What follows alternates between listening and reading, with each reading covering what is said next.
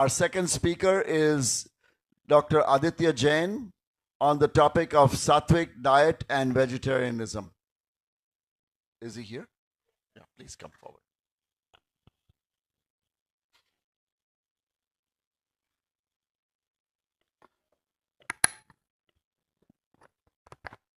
Hello.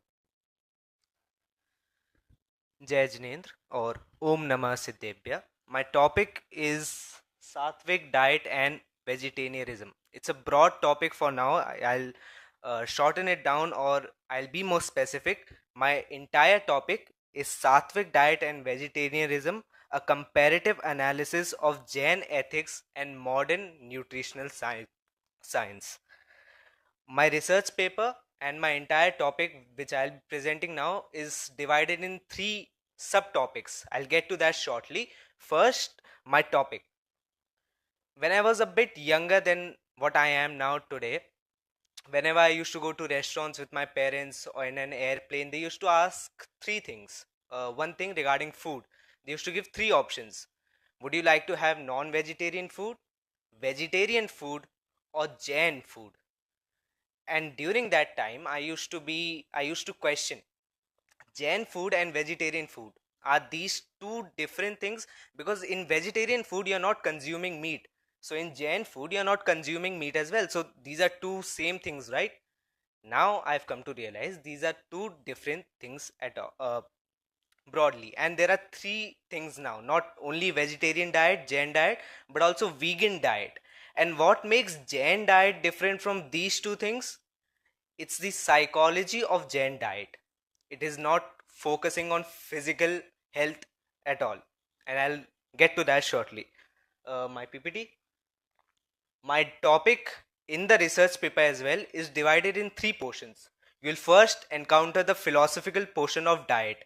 By philosophical, I mean its origin as well. Where did Sattvic diet or the idea of vegetarian food, where did that come from? Then we'll move to the physical, the main part of food, which we associate food with. So your physical health, your nutrients, your deficiencies regarding vegetarian health, everything. And then at last, which is also the basis of Jain diet, the psychological, in which we'll discuss the mental state, the emotional state, and the purity of a Sattvic diet. Now, I explained Sattvic diet. In the philosophical roots, we have Jainism, Buddhism, and Hinduism. Now, all three of these claim to be the earliest. If we are looking at Jainism, our own religion, we claim to be Adinath, to begin from Adinath Bhagwan, the first Tirthankar. But historians have only proved up till Neminath Bhagwan or Sri Krishna. And if they prove Sri Krishna or Neminath Bhagwan, they are not only proving Jainism but also Hinduism altogether. And then we have Buddhism as well, which claims to be the earliest. So I've included all three, starting that these three are the basis of vegetarian diet. These three were the ones that started with it. I have then started with Western philosophy. We all know about our Indian philosophy and our Indian philosophers, which religions do what, but I have started with Western philosophers as well. Plato, Pythagoras, these all supported vegetarian diets, and I have written as well. The Greek philosopher Pythagoras is considered the father of ethical vegetarianism. The Pythagorean way of life was followed by a number of important personalities and influenced vegetarian nutrition.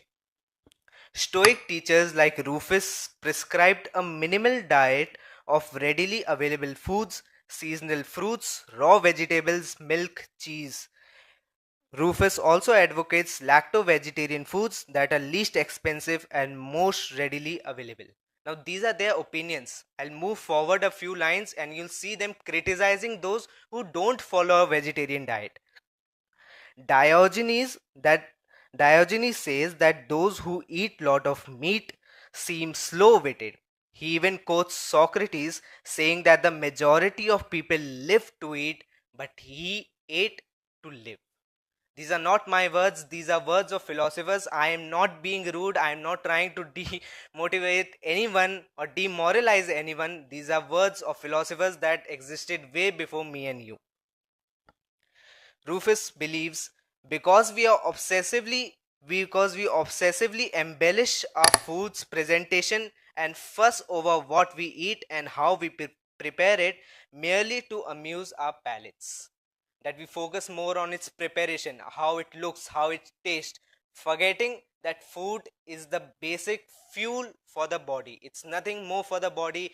Your body wouldn't care if your food looks good, if it's more presentable to you. It will only care about the nutrition it provides. There are many more. I can keep on going. I have written at least 3 to 4 pages about different philosophers and their opinion. Many of them have written many things. I will not go into that.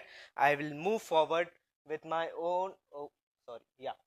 Buddhism, Hinduism, Sikhism, and Jainism. I'll move directly towards Jainism.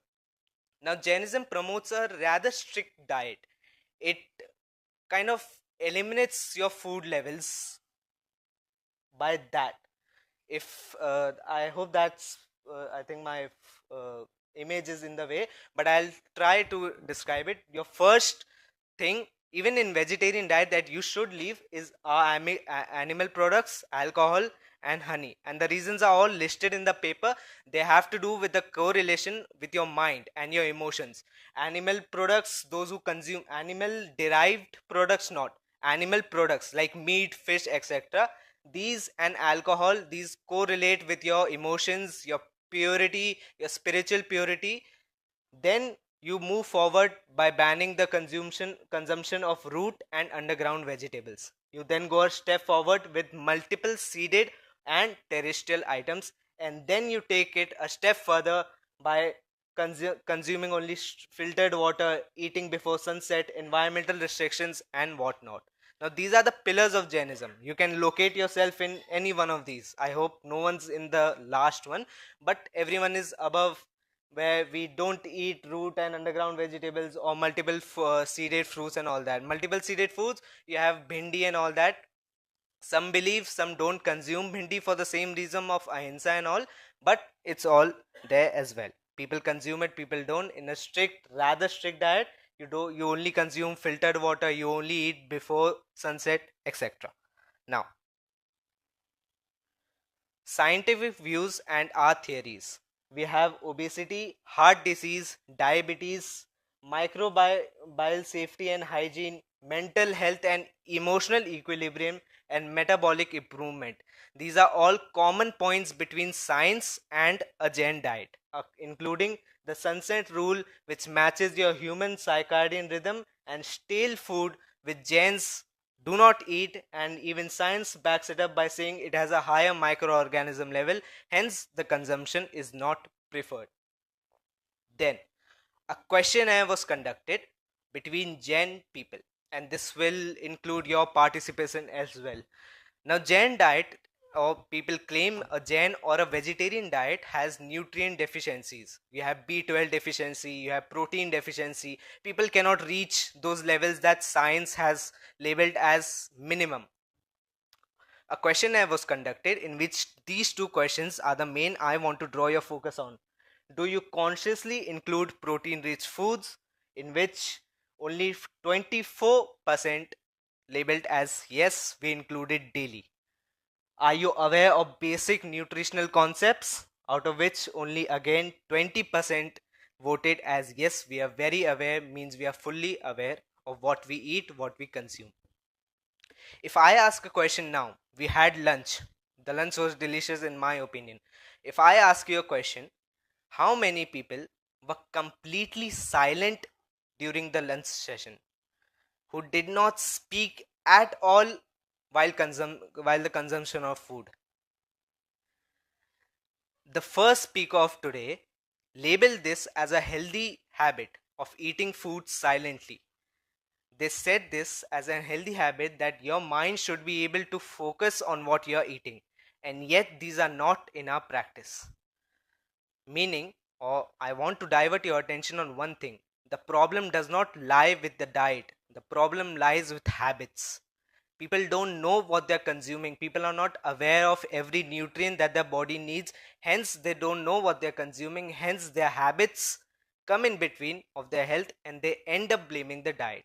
If I was invited on this stage and I wasn't able to speak, I got nervous, I started shivering, I did not get my words right, would you blame me, or would you blame this mic, or would you blame this podium, or would you blame the stage? The blame would fall upon me. If you're not meeting your nutrients, the blame doesn't fall on the diet, it falls on the habit of the person. These are basic needs of the body. If I dive into it, I'll take a lot of time. We'll move forward. Vegetarian treatment. If I label this entirely as a vegetarian treatment, I feel like this would be an insult to modern nutrition or modern medical practices. So I can say that these fruits or these food items that I have listed help in these diseases or help in the prevention of these diseases as well. So if I take insomnia, we have grapes, apple, or their juice. These are all Ayurvedic and mentioned in our own text as well. If you are dealing with pimples, take lemon water. We'll move forward. Okay. Now in diet, we have seen the philosophical part, the physical part, and now the most important psychological factor. Food beyond nutrition. Even in my research paper, I have labeled it as that. One question was asked to one of a Jain practitioner or a Jain monk, you can say. He was asked, why do people that are Jain are able to understand Jain texts better than those who are not Jain or consume meat? Why are they not able to understand texts better? And the answer was related to purity, not spiritual purity, but mind purity first. He said, or he claimed, that a person who consumes meat on a daily basis, or a person who does not follow a vegetarian diet, a sattvic, a pure diet, his mind, his emotions aren't in balance. He isn't pure enough to understand Jain texts or Jain scriptures or shastras or whatever you call them. So whatever you consume, whatever food items you take, whatever food items you like, it has a direct correlation with your emotions, with what you think, your conscious, your subconscious mind. It affects it directly. And then again, the point holds of spiritual purity as well. You cannot assume that a person who eats meat on a daily basis, who enjoys eating meat on a daily basis, can be spiritual. For the emotion part, you can see the last question. Do you believe a Jain diet promotes mental clarity and emotional balance? Over 90% people listed yes for that answer. My last exercise, I feel like if there were more students present here, they would be able to recognize this image. So I'll just brief on where this image was taken from. Sumandeep Vidhyapeeth's hostel mess. I found these two lines or quotes, you can say, stuck to their wall. The first says, you don't have to cook fancy or complicated masterpieces, just good food from fresh ingredients. Just whatever I said in the philosophical part, it sums it up. And the last, so many people spend their health gaining wealth and then have to spend their wealth to regain their health. Thank you.